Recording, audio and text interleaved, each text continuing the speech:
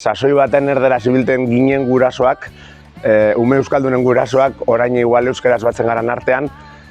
Horra dekona da, neguen aurreko eskolaldi baten edo ingoan eriten dan hasie gero uden umean artean loratuten dela eta gurasoak bere euskaraz zibile garela. Momentu honetan, euskara bizi dauen momentu txar honetan, bultzatzeko lagundu izan digu, bai berarekin, bai bere lagunekin, eta bai eskola munduan eta kanpoan, parkeetan eta kirolean eta uztartu ahal izateko.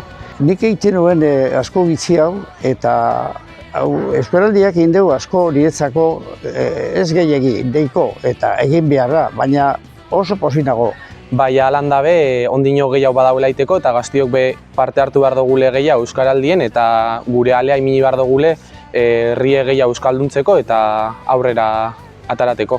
Nik aurreko euskaraldietan indotena da nire lehenengo hitza aldatu batez belan esparruen. Eta bueno, hori aldatzerakoan konturatu naz, askotan aurrean dekozun pertsonak badakiela euskeraz. Zikeran gauza simplenak galdetzeko edo esateko. Bueno, mi ilusión es poderme desenvolver en euskera.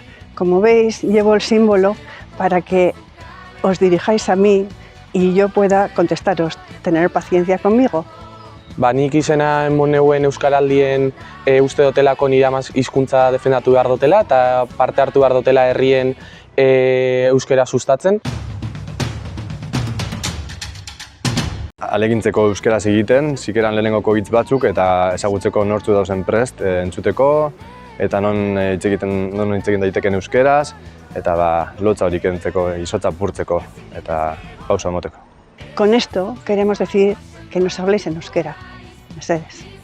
Nik esan, animatu ingo neke, horrek guzti hori jentea punta barik dagoena, ze hori da garrantzitsuena euskera aldia eta detanako euskera egiteko. Geuse gitxigaz, edo momentu gitxi bategaz, geuse asko lortu aldiren sasoi honetan, errez dekogula txapatxiker bategaz, herri guzti bete guztiteko eta berpiztuteko.